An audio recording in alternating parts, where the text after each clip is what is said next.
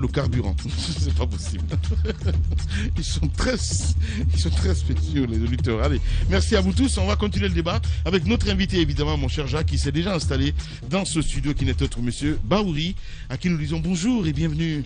Bonjour, Salimafou. Salimafou à vous, monsieur Bahouri. Merci beaucoup. Bienvenue dans cette émission. Bienvenue donc à cette émission, monsieur Ba. Vous avez suivi certainement le développement de l'actualité ces derniers temps. Ça avait beaucoup enflé autour de la question du carburant. Ce matin, on se réveille avec une information non officielle, puisqu'il n'y a pas eu de communiqué là-dessus, à part ce courrier qui circule, qui maintient les prix. Comment est-ce que vous percevez tout ce qui se passe, la réaction de la population et bien sûr ce silence du gouvernement jusqu'à ce matin? Bon, vous savez, vous venez de donner, bien que ce soit encore une information non officialisée, mais une information très importante. Si cette information s'avère vraie, cela veut dire que les autorités au plus haut niveau seront obligées de faire un tournant stratégique majeur. Parce que la situation financière de la Guinée à l'heure actuelle est une situation financière extrêmement difficile. Ouais.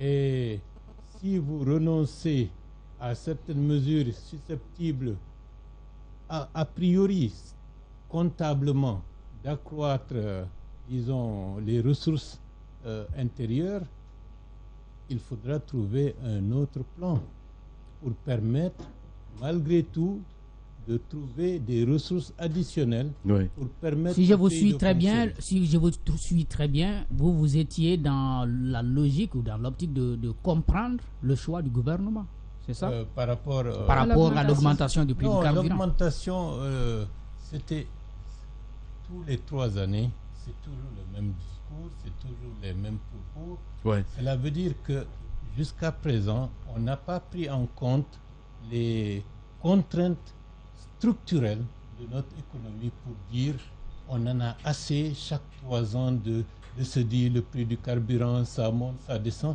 Où sont les vrais problèmes pour les résoudre définitivement et permettre à la Guinée d'avoir une évolution stable, harmonieuse dans le cadre de la gestion de Monsieur Balla, j'ai du mal à vous suivre. Vous admettez que l'économie guinéenne est au rouge, si on peut se le permettre.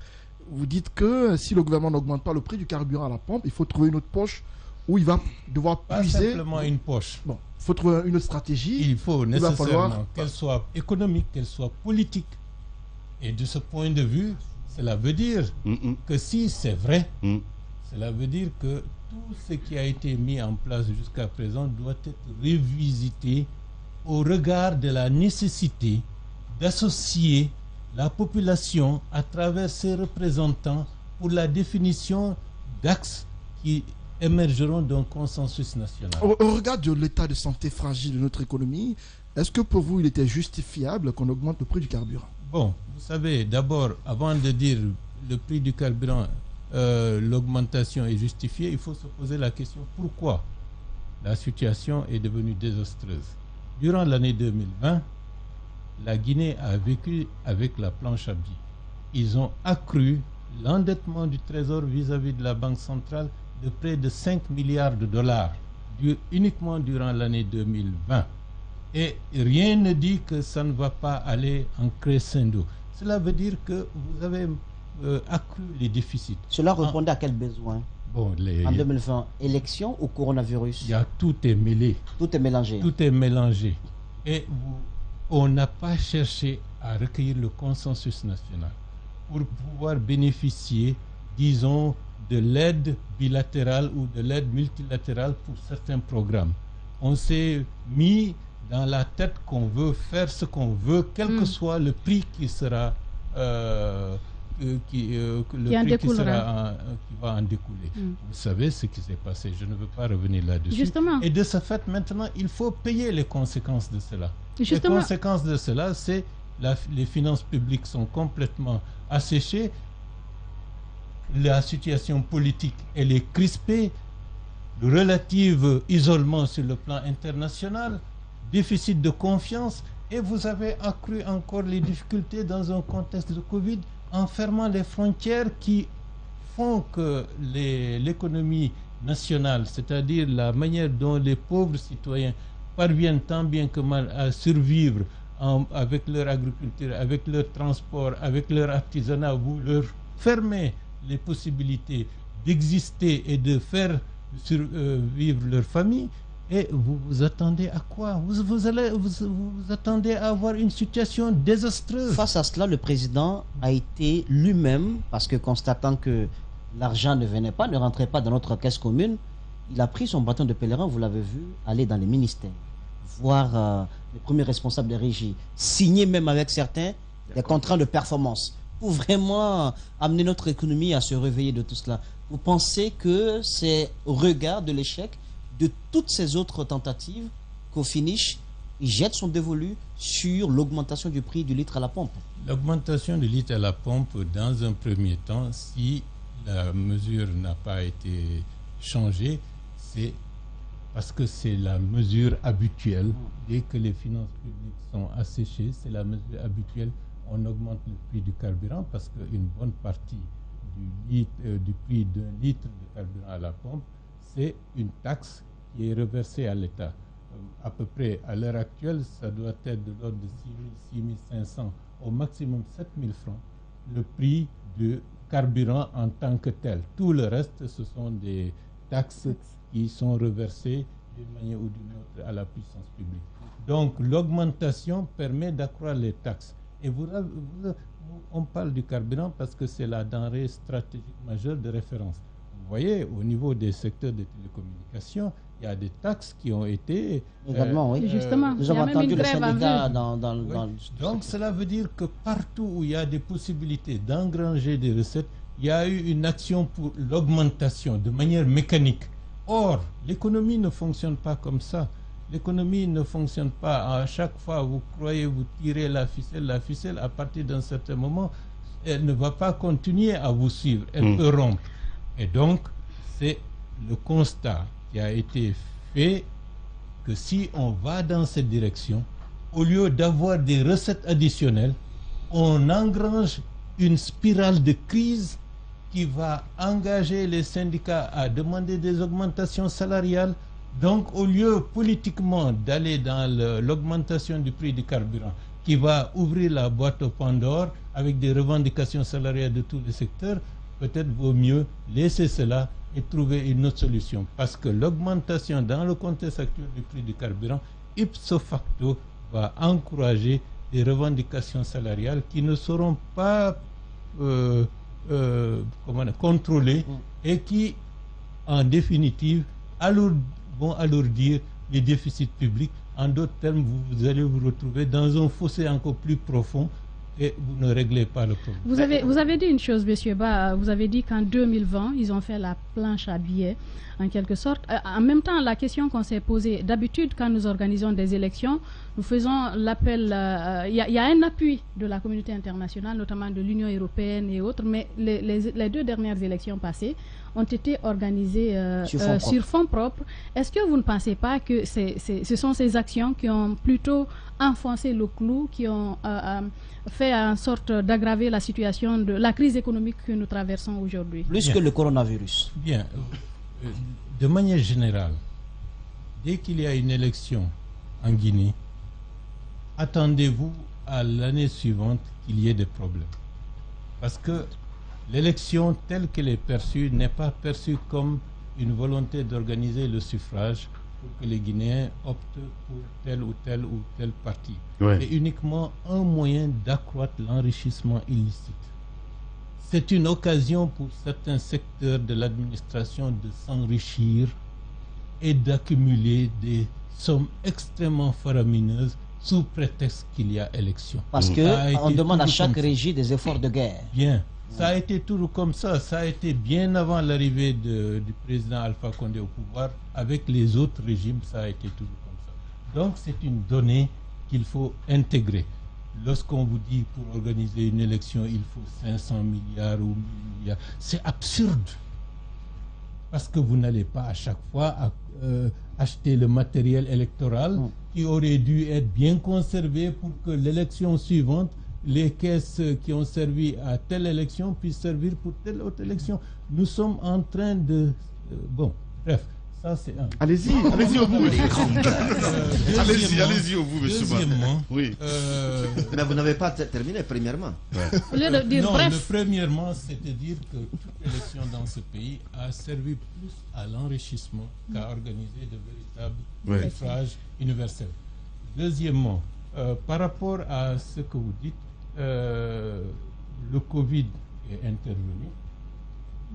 La volonté coûte que coûte de faire le référendum, les élections législatives et la présidentielle, sans pour autant répondre aux exigences de certains partenaires internationaux, avec bien entendu l'assentiment de l'ensemble des forces politiques et sociales du pays, a fait que beaucoup de gens se sont dit, les Guinéens, ils savent ce qu'ils veulent, laissons-les faire, nous n'allons pas intervenir. Oui.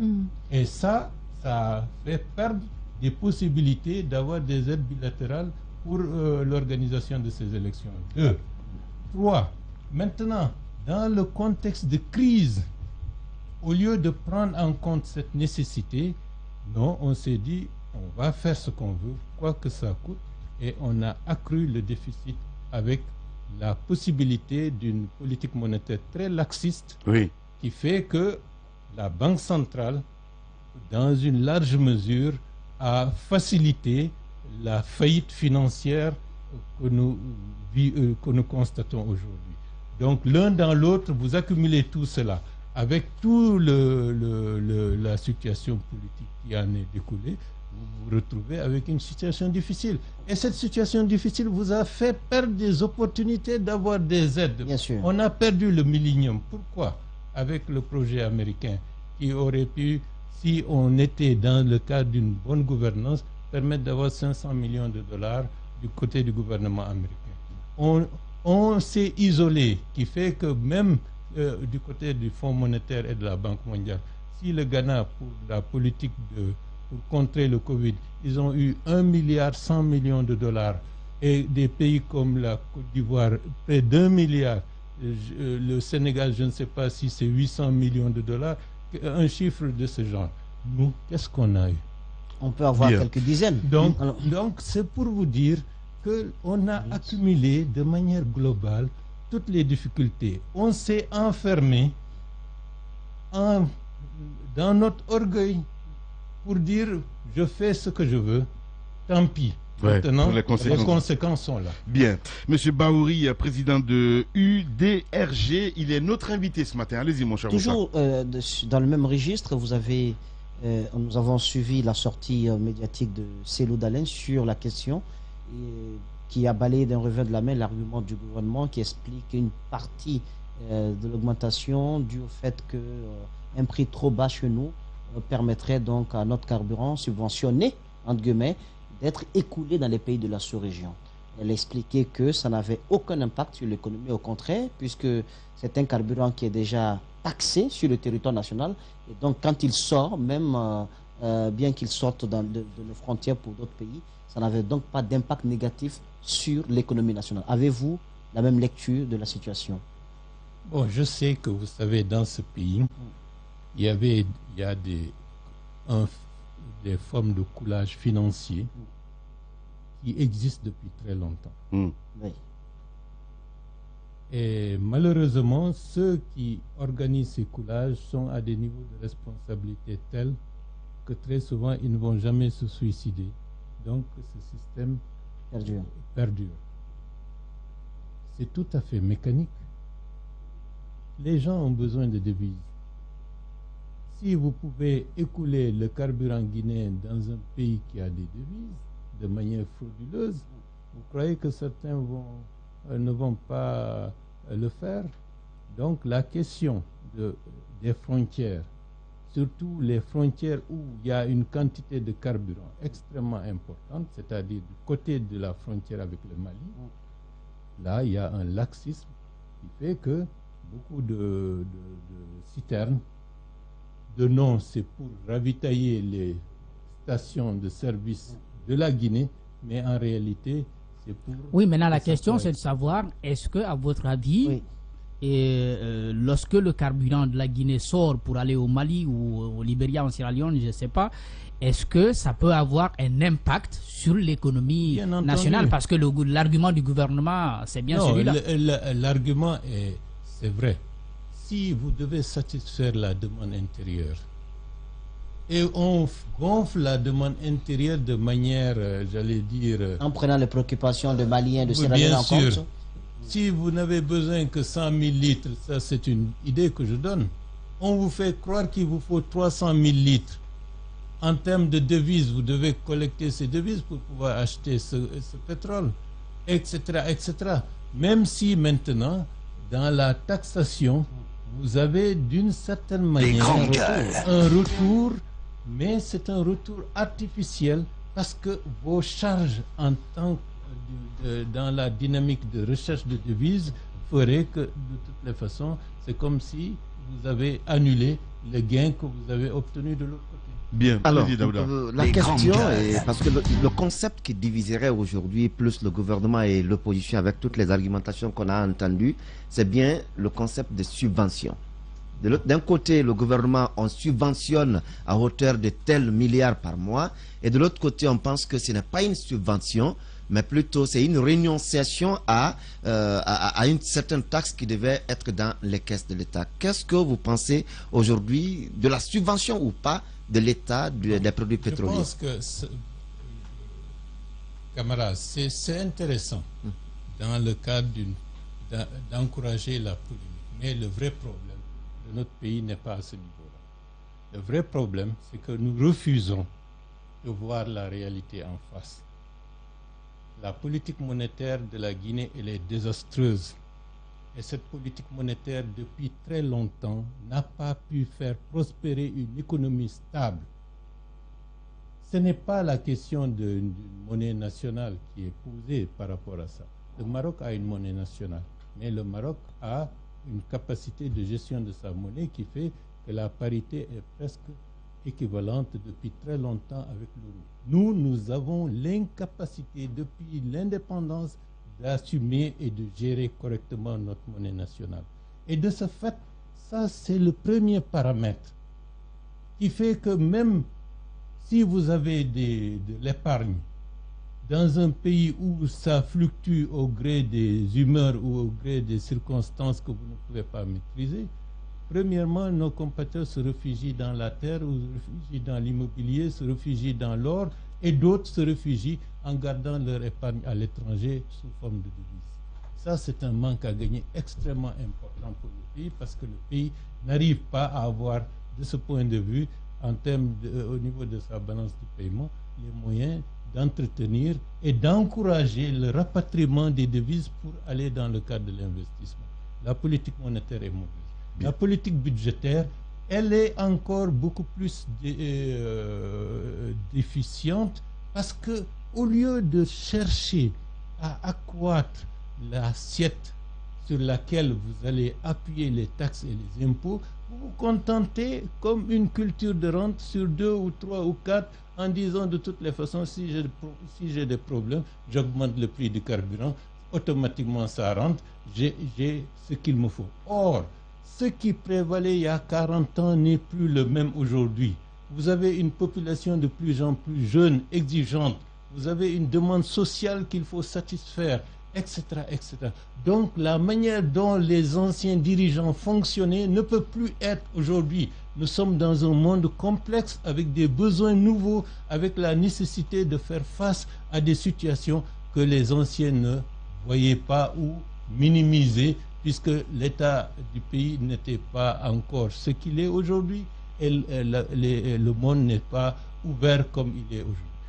Et si vous continuez à gouverner la Guinée avec les idées d'il y a 40 ans, il va de soi que vous êtes déphasé. Et les autorités actuelles, et très souvent, même ceux qui se disent... Les grandes gueules. La plupart sont totalement déphasés parce qu'ils sont en manque d'idées, ils sont ancrés dans le passé, ils ne se projettent pas à l'avenir, alors que ce pays a besoin de s'ouvrir, ce pays a besoin de répondre à des questions nouvelles.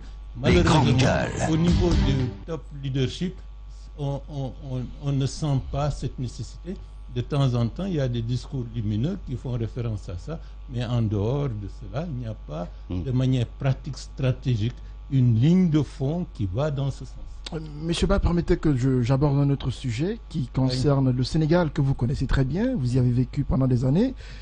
Ça fait 8 mois pratiquement que la Guinée et le Sénégal ont leurs frontières fermées. J'ai envie de vous entendre sur ce qui se passe à la frontière. Quelle information vous avez sur les raisons véritables pour lesquelles elles sont fermées et les conséquences sur le terrain?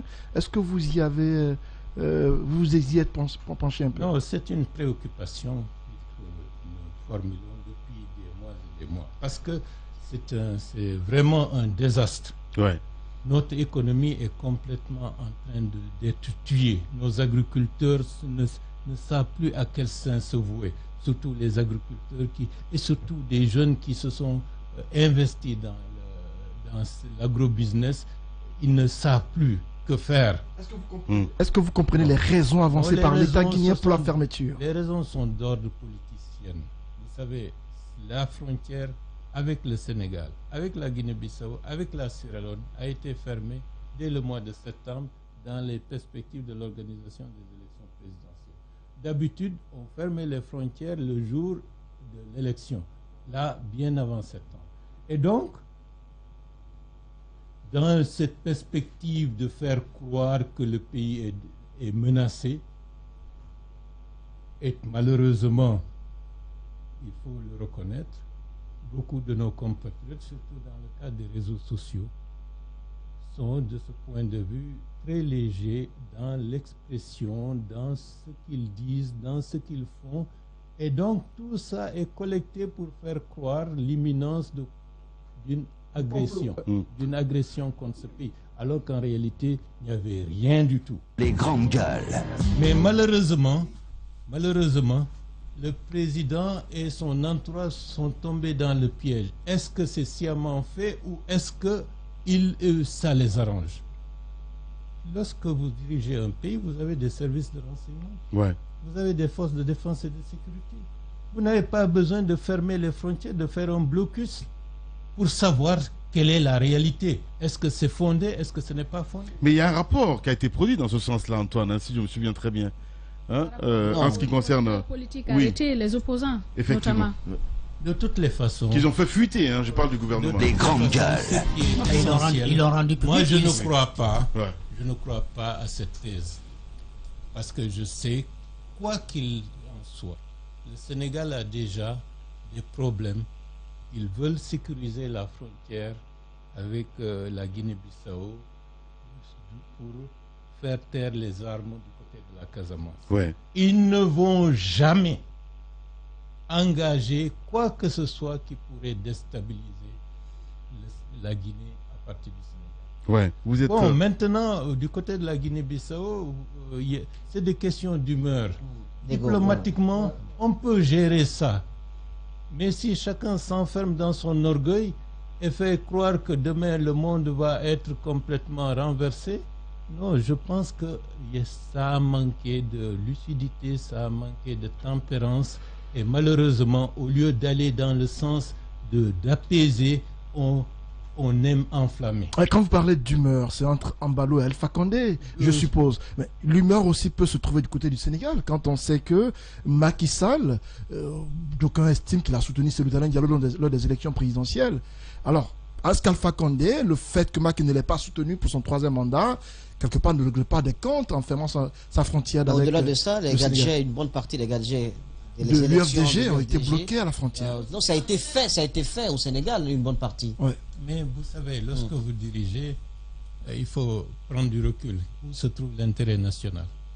L'intérêt national, c'est de prendre une mesure contre un adversaire politique qui risque de t'entraîner dans le sillage où tu risques de te noyer, ou bien c'est d'avoir une attitude distancée pour dire où se trouve l'intérêt national, qu'est-ce que je dois faire. Et de ce point de vue, lorsque vous êtes à la tête d'un pays, vous avez une multitude d'informations.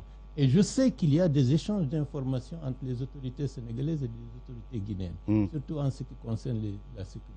Au niveau de la CEDEAO, il y a des échanges, il y a des réunions régulières pour partager des informations stratégiques qui peuvent aller dans le sens de la déstabilisation. Donc de ce côté-là, c'est purement politicien tout ça. Malheureusement, on est en train de faire souffrir le pays, on est en train de faire souffrir la population, on est en train de détruire des familles de ce point de vue. Et on a insisté depuis des mois et des mois pour que la Guinée, pour l'intérêt national, revoie la question de la réouverture des frontières le plus rapidement. C'est quand même une situation un peu aberrante parce que l'ambassade du Sénégal sur le territoire guinéen est encore ouverte. Donc, de façon officielle, la Guinée entretient encore une relation étroite avec et Air Sénégal également vient à Conakry. Donc, c'est quand même ahurissant. Même envoyé un mot lors de la fête de l'indépendance du Sénégal. Permettez-moi d'être beaucoup plus précis. Vous savez, il y a des mentalités dans ce pays, quelle que soit votre bonne volonté. Si vous ne faites pas preuve de retenue, ils vont vous engager dans une voie où ce sont les questions sécuritaires, comme il y a 50 ans, avec des budgets énormes qui vont être réorientés vers des secteurs liés à la sécurité au détriment du pays. On a perdu le tournant des années 90 jusqu'en 2003 avec la question de la sécurité aux frontières avec la Sierra Leone et tout était justifié sous prétexte qu'il y a des guerres civiles au pays limitrophes, donc le coulage financier, la mauvaise gouvernance locale, les manques en termes de politique des droits de l'homme, tout était du fait de l'insécurité au niveau des frontières. C'est vrai, il y avait de l'insécurité, mais ce n'était pas aussi, ça ne pouvait pas justifier tout ce qui a été fait durant pratiquement 13 années. Et à partir de ce moment-là, la Guinée a perdu l'avantage qu'elle avait eu avec les réformes du 22 décembre 1985, 86, 87, 88. Partie 90, on a coulé. 2000, au lieu de rectifier les choses, on a encore plongé avec le coudéisme. Il faut laisser le président Lansana Conté terminer son mandat. Vous savez ce que ça a coûté en termes de vie, en termes économiques, en termes de mauvaise gouvernance. Il y a même un ministère des Finances, un ministre des Finances qui disait, bon, lorsque le franc guinéen glisse, cela veut dire que l'économie guinéenne se porte bien. Quelle est l'aberration? Quel ministre a dit ça à l'époque? Bon, paix à son âme, il n'est plus de ce monde aujourd'hui. Pensez-vous qu'on a induit le président Condé en erreur? Mais vous savez, à lui de savoir, puisqu'il était opposant, comment il s'est retrouvé dans les rapports des services de renseignement à tout bout de champ comme étant celui qui déstabilise, celui qui a des troupes ici, celui qui a des troupes là. Il doit comprendre cela et ne pas tomber dans le piège. Donc on l'enfume avec des complots montés de tous bords le long de la frontière. Bien entendu. Et ça... Peut-être que ça l'arrange aujourd'hui. Non, c'est... Bon. À sa place, qu'auriez-vous fait quand vous avez un tel fauteuil bien doré, serti d'or, on vous dit serti de diamants, on vous dit que à vos frontières il y a un opposant ou tel opposant qui a scellé une alliance avec tel groupe et il se pourrait qu'il vous déstabilise. Vous auriez fait quoi? Justement, il a suffisamment d'informations et de renseignements pour savoir si c'est fondé ou si ce n'est pas fondé. Justement. Donc ça demande autour du président des esprits lucides et non pas des esprits qui sont des va-t-en-guerre ou bien des esprits qui se disent on va encourager cela, ça nous permet d'engranger des ressources sans pouvoir les justifier dans le cadre de secret défense. Regardez la situation au Mali et la situation, surtout la situation au Mali. Une bonne partie des difficultés que le pouvoir malien a, c'est la gestion des fonds alloués à la sécurité, à la défense. Tout est lié à cela. La question d'argent, il y a des gens qui ne reculent devant rien évidemment, ça on le sait. Encourager leur pays surtout à prendre des chemins dans un secteur où il n'y a pas d'audit. Bien entendu. Mais étant, je veux dire, un ancien de l'UFDG, pensez-vous vraiment que ce parti est capable, je veux dire, de se mettre dans ce genre de situation de complotisme, parce que c'est ce qui est ressorti évidemment. Sincèrement, pensez-vous vraiment que le parti est capable de faire cela? Non, je ne pense pas, mais je sais aussi des fois, vous savez, lorsque les gens sont énervés, ils se bombent la torse, ils racontent du n'importe quoi, alors que derrière il n'y a absolument sur les rien réseaux du sociaux tout. notamment. Bien entendu. La question que moi je voulais poser à M. Bahouri, c'est l'un des pionniers des droits humains notamment avec l'OGDH, l'Organisation guinéenne de défense des droits de l'homme et du citoyen. Avez-vous l'impression que les choses... Parce que nous, on était plus jeunes, mais on a l'impression que les choses n'ont pas encore changé. Notamment, vous avez expliqué la perte du Millennium Challenge qu'on aurait pu, si les choses se portaient bien dans le domaine des droits humains dans notre pays, on aurait pu engranger ce fonds pour aider à régler certaines situations. Est-ce que vous avez l'impression que les choses ne changent pas? Parce que vous avez parlé notamment des faux complots qu'on monte pour induire les dirigeants en erreur. Est-ce que vous avez l'impression de revivre la même situation des années 90 aujourd'hui en République de Guinée? Bon, le président Lansana Conté avait, de ce point de vue, une très grande lucidité, ce qui lui permettait d'éviter parfois d'aller dans le sens des errements, parce que sinon, ça aurait pu être beaucoup plus sanglant que ce qui s'est passé. Par rapport à la situation actuelle, surtout en ce qui concerne notre situation, je pense que je ne pense pas que le pouvoir fait preuve de lucidité fondamentalement. Je pense que il y a des forces, on veut aller au gré des intérêts de ces forces en facilitant les choses, en ne remettant pas en cause un certain nombre d'intérêts stratégiques majeurs pour notre pays, ce qui fait que c'est grave. En ce qui concerne la situation des droits de l'homme, je pense qu'il y a eu de graves reculs. Moi, lorsque je me vois à l'heure actuelle par rapport à ce qu'on faisait à la fin des années 80 et début 90, je suis profondément triste parce que je considère que c'est comme si on n'a servi à rien du tout. Ouais. Nous sommes revenus nettement derrière, alors que les autres avancent. Les autres font des projets qui leur permettent d'aller toujours plus loin. Et nous nous complaisons à toujours être parmi les derniers. Et ça, les grandes gueules. C'est injuste pour la population guinéenne. Bien, En Côte d'Ivoire, ils sont en train petit à petit, malgré des difficultés, de régler leurs problèmes. Nous, on devrait s'en inspirer pour changer de cap et envisager les choses autrement. Monsieur Ba, je vais revenir à une question posée par Lamine, que je vais poser autrement. On a aujourd'hui des détenus à la maison centrale de Conakry, qu'on appelle détenus politiques, des personnes arrêtées pour détention d'armes selon la justice guinéenne. Il y a eu le train de Sonfonia qui a été attaqué, on leur impute la responsabilité. À l'époque des élections, vous avez vu la tension qu'il y avait, les violences de l'époque. Est-ce que vous ne pensez pas qu'aujourd'hui, dans ce que dit le gouvernement ou la justice, il y a une part de vérité par rapport à des accusations qui sont faites à l'encontre de certains qui sont en détention? Vous savez, lorsque vous, par laxisme ou bien par calcul politicien, vous encouragez une forme d'impunité dans la durée, c'est comme si vous élevez un serpent croyant que le serpent ne va mordre que vos adversaires. Le serpent peut se retourner contre les grandes gueules. Les autorités guinéennes ont fait preuve de laxisme pendant ces 12 années. On n'a jamais sanctionné les dérives de violence dans nos rues. La justice a été très complaisante. Il y a des dossiers multiples qui existent.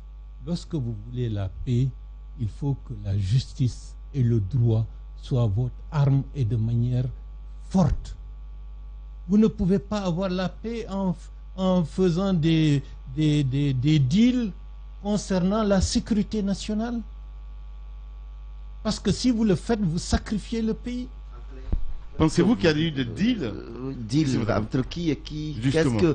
Qui est-ce qui devait être à un moment donné jugé selon ses actes? Dès le début, il fallait sanctionner toutes les dérives et de la manière la plus impartiale, que ça vienne de la rue ou que ça vienne des forces de défense et de Parce qu'au niveau de la rue, c'était les manifestations politiques et en tête, l'Union des forces démocratiques de Guinée. Est-ce qu'une manifestation politique est une dérive? Bon, vous savez, tant que les manifestations ont été autorisées, vous avez vu avec les grandes manifestations que nous avons eues avec les FNDC, il n'y a jamais eu tant que c'est autorisé, il n'y a pas de problème. Forcément. Et lorsque Attendez. Tant que c'est autorisé, il n'y a pas de problème. Dès que il y a une situation où les autorités, pour des raisons pour une autre, n'autorisent pas, il y a des violences. Maintenant, qui a l'exclusivité de la violence, c'est les forces de défense et de sécurité. Monsieur Ba, moi, à ce niveau, j'ai une certaine réserve parce que ce qui s'est passé à l'époque du FNDC surtout, il ne faut pas qu'on occulte des propos qui ont été tenus. Il y a eu incitation parfois à la violence, à la révolte. Il y a eu à l'intérieur du pays comme au Fouta, où on s'est attaqué même à des édifices publics.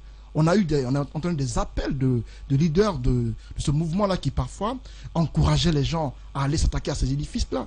Aujourd'hui, quand vous faites du recul, est-ce que vous ne pensez pas qu'à l'époque, il y a eu des actes posés qu'on peut imputer à des personnes qui étaient au devant du mouvement?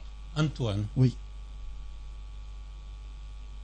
Il est dit, celui qui peut prendre la pierre et la jeter sur l'autre, il faut que cette personne s'assure qu'elle n'est pas fautive en quoi que ce soit. C'est pour dire. Les propos, c'est vrai qu'il y a eu des propos qui ont été tenus de part et d'autre. Mais lorsque vous gouvernez, c'est vous qui donnez le bon exemple. Ok. C'est vous qui devez sanctionner les dérives, même dans votre propre camp. Ouais.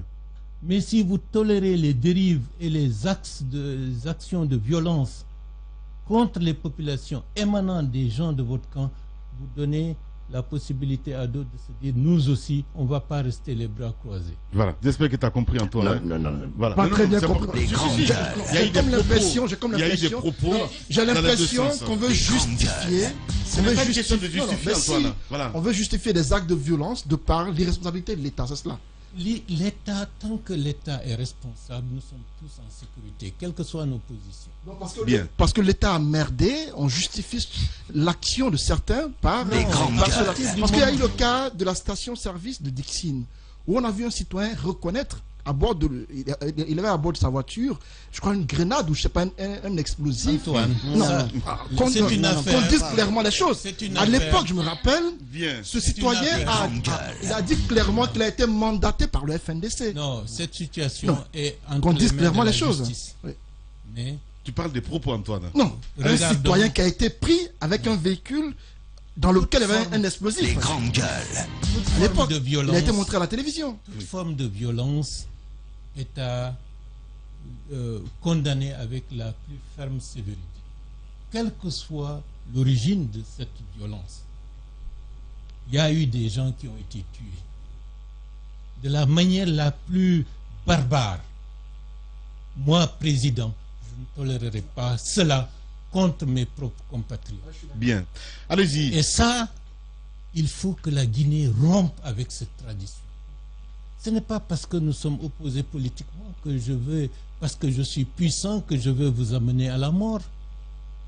Parce que ça, c'est fait et c'est répétitif dans notre pays. Je ne veux pas citer d'exemple aujourd'hui, parce que ce qui est le plus important, c'est de travailler à ce que nous puissions tourner le cap et avancer de manière beaucoup plus stable et régler les graves problèmes de la Guinée. Mais le langage vérité quand même, Alors, parce qu'il faut juste... c'est vrai. Voilà. Les grandes gueules. Mais vous voyez, Baouri est aussi... Non mais on aime trop les concessions en Guinée. Voilà. Si on se retrouve dans cette situation, parce qu'à chaque fois, on s'arrange entre nous, les politiques. Il l'a dit. Il parlait des deals tout à l'heure, Moussa Moïse. Tu étais là. Oui, mais il est politicien aussi. Mais c'est ce que je dis. La politique, Les grandes gueules. Alpha Condé a fait des deals avec tous les politiciens. Il ne me dira pas le contraire.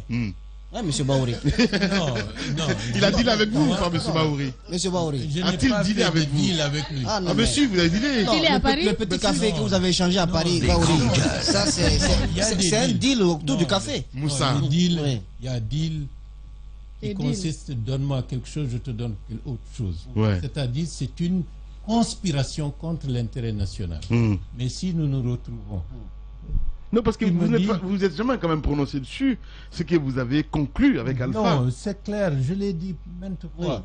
Il a dit que ce pays, c'était en 2015, Ouais. fin 2015. On avait Ebola, il y avait des problèmes. Et ce qui a amené à ce qu'on se retrouve, c'est parce qu'au lendemain de l'élection présidentielle de 2015, j'avais dit de l'exil que personne ne sorte parce qu'on en a assez de voir des gens mourir pour rien et que derrière il n'y a aucun projet susceptible de renforcer la démocratie, donc de ne pas sortir. Et grâce à Dieu, cet appel a été relayé, utilisé, et ça a permis qu'en 2015, malgré tout ce que les services de renseignement prédisaient, la Guinée en est sortie de la manière la plus calme et la plus heureuse. C'est ça qui a motivé, 2 semaines après, de passage à Paris, qu'il me fasse appel pour qu'on se retrouve. Et ce qui a été dit, faisons en sorte que le pays évolue dans le cadre de la stabilité. La population a assez souffert, il y a Ebola, il y a la misère. Tant qu'il y a des bruits, il y a des tueries, il y a des crises, on ne verra pas d'investisseurs susceptibles d'investir pour créer de l'emploi, donner la chance aux jeunes Guinéens. J'ai dit, Monsieur le Président, c'est vous qui avez la possibilité de montrer que vous voulez aller dans cette direction. Si ça c'est un deal, je l'assume.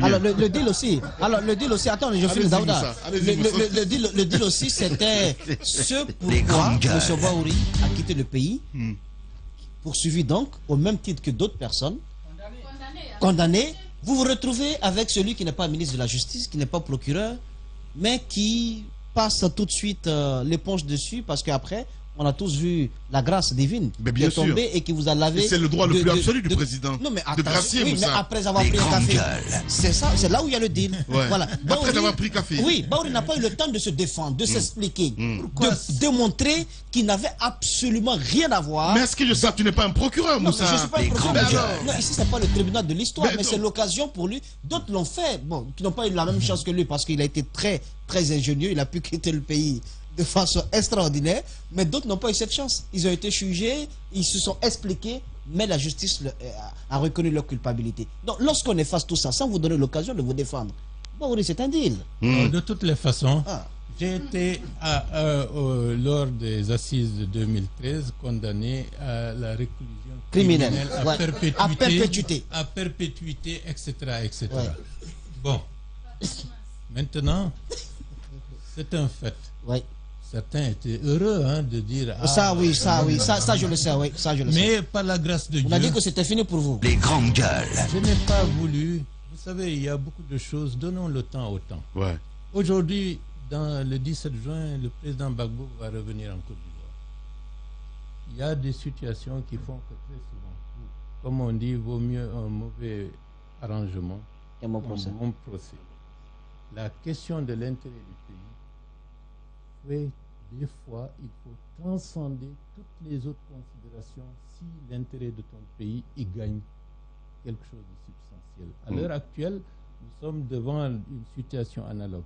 L'intérêt du pays veut que les choses redeviennent dans la dynamique d'apaisement. D'où la question des personnes en détention aujourd'hui. Là, ce n'est pas... Il faut qu'il y ait une gestion politique de cette affaire. Il faut qu'il y ait une volonté de transcender les questions pour l'intérêt de la Guinée. Pas pour l'intérêt d'un clan au détriment d'un autre, pour l'intérêt de la Guinée. Et de ce fait, on fait des concessions. L'apartheid, lorsqu'ils sont atteints, les grandes gueules, ils ont été obligés de libérer Nelson Mandela. Et Nelson Mandela a eu l'intelligence tactique et stratégique de se dire le temps de la lutte armée est fini.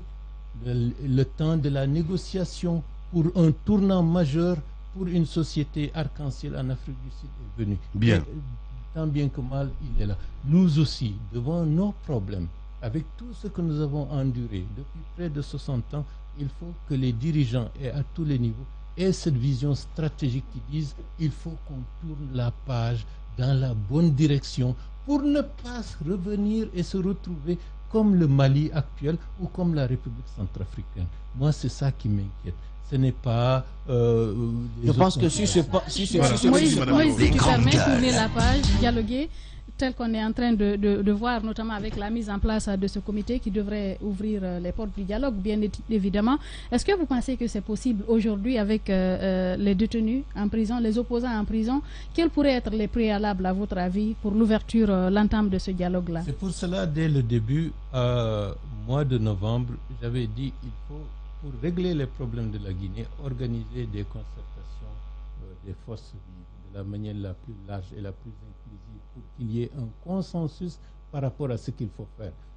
Nous avons poursuivi dans la même direction avec le chef de file de l'opposition pour faire un mémo, pour mettre, disons, les points les plus saillants permettant d'obtenir l'apaisement et la décrispation politique dans ce pays.